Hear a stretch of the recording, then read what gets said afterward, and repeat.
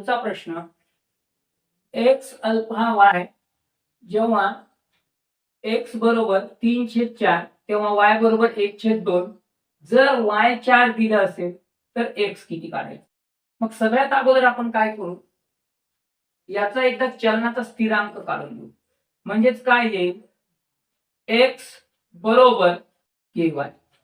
म्हणजे ज्या वेळेस आपल्याला एक्स बरोबर के वाय दिलेले असेल त्यावेळेस आपल्याला काय करायचंय आता, की एक्स आपल्याला दिलेले 3/4 बरोबर के आणि या दोन्हीच्या मध्ये गुणाकाराचं चिन्ह असते म्हणजे 1/2.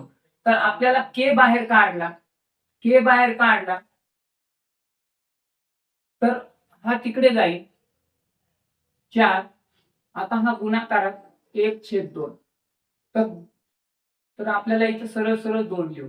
आणि आपल्याला माहिती आहे ज्या वेळेस गुणाकाराचं रूपांतर असते त्याचं समीकरण सोडवताना त्याचा भागाकार होतो म्हणजे बे एक बे, बे दुने 4. म्हणजे आपली के ची किंमत आलेली आहे 3/2. आता आपण बघूया y बरोबर 4 असताना तर x बरोबर किती. मग आता y बरोबर 4 दिले म्हणजे काय व्हायला पाहिजे, आता x बरोबर किती, म्हणजेच x बरोबर के वाय. मग x काढायचा आहे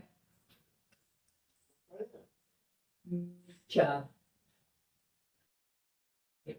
मग x बरोबर के दिलाय आपल्याला, के तर किती असायला पाहिजे 3/2. 3/2. मग y आपल्याला दिलेला आहे इथं आता 4. म्हणजे बे एक बे, बे दुने 4. म्हणजे x ची किंमत आली 3 गुणिला 2 6.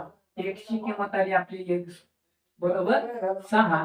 तर आपला पर्याय नंबर इथं असेल 2 नंबर.